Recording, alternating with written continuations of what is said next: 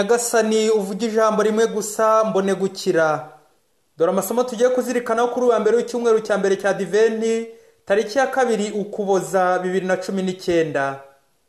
Isomo rya mbere ni ryo mu gitabo cy'umuhanuzi Izayi, umutwe wa 4, umurongo wa 2 kugeza ku wa 6. Zaburi ni 122. Ivanjiri ni yanditswe na Matayo, umutwe wa 8, umurongo wa 5 kugeza ku wa 11. Nyagasani Yezu nabane namwe. Amagambo mu Ivanjiri ntagatifu uko yanditswe na Matayo. Muri icyo gihe Yezu abakinjira muri Kafarinawumu, umutegeka w'abasirikare aramwegera, aramwinginga avuga ati, Nyagasani, umugaragu wanjye aryamye mu nzu iwanjye, ni ikimuga gitinyagambura kandi arababaye cyane. Yezu aramubwira ati, ndaje mukize.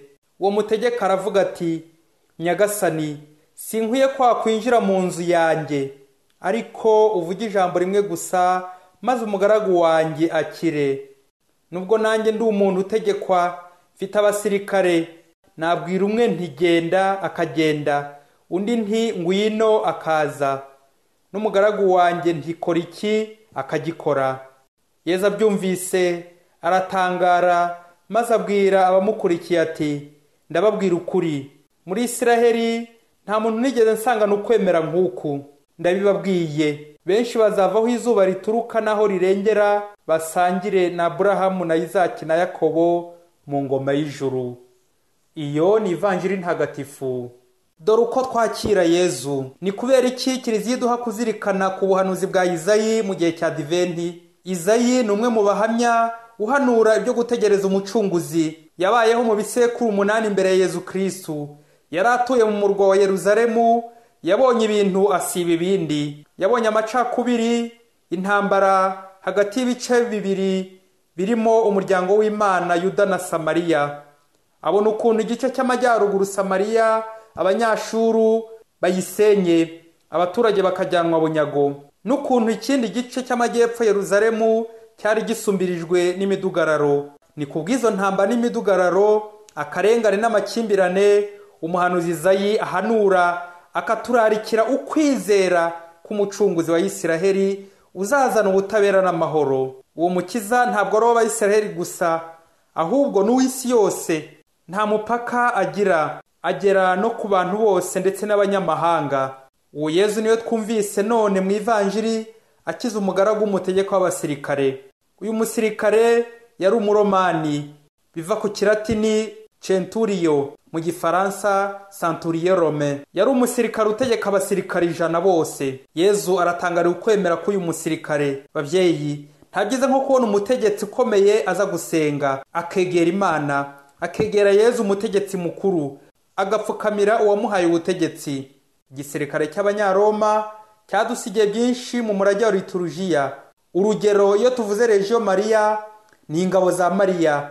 Legio wari umutwe w'abasirikare b'Abanyaroma bibumbiye hamwe bagera nko ku 5,000. Bityo muri Legio harimo inzego nyinshi: Presidium, Curia, Comitium, Senatus, Concilium. Aya ni amagambo y'Ikilatini dukesha inzego za gisirikare mu Banyaroma. Mbese nka Presidium ivuga urwego rw'ibanze rwa Legio, wari umutwe w'ingabo z'Abanyaroma ugenewe gukora umurimo ukomeye. Ni nk'umutwe w'ingabo baha kurinda abandi.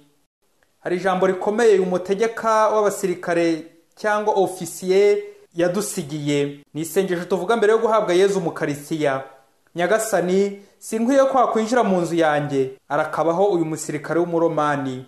Biba bitangaje kubera akamenyero no gutumva neza Ukarisiya. Hari rero bamwe bagira ngo birikora kujya mu misa ugahita unahazwa.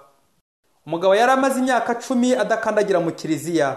Hagati aho nyine hari ibindi nawe yari ari kwivurugutamo. Aza kuza mu misa kubera ko umuhungu we yari yashingiwe.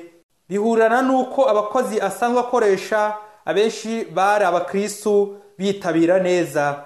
Yabona bagiye guhazwa akumva isoni ziramwishe, akajya abona ari we gusa usigaye. Atangira kwibaza, ubuse abakozi banjye bari kumbona nte? Umusirimu nkanjye wambaye ikote n'ikaruvati ubu naseba mu maso y'abakristu bose? hato bataza kugira ngo ninjye ufite ibyaha byinshi, reka nigire guhazwa, ahabwa ababi n'abeza.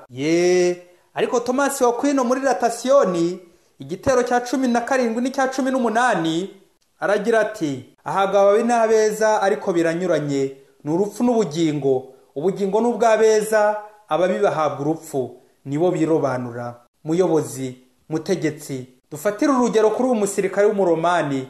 Twese ntawe ukwiye umubiri wa Kristo, ariko hari nanone imyiteguro y'uwo muntu ukomeye uba ugiye kwinjira mu nzu yacu. Ni ukubanza kuvunyisha, tukitegura, tukiyoroshya, tugasaba imbabazi mbere yo kumwakira. None se babyeyi, watoza umwana kubanza kurya nyuma akajya yakaraba, cyangwa umuntu wiyubashye kandi warezwe neza ufite isuku abanza gukaraba akabona kurya? Ukaritsiya na penetensiya na masakaramentu akurikirana.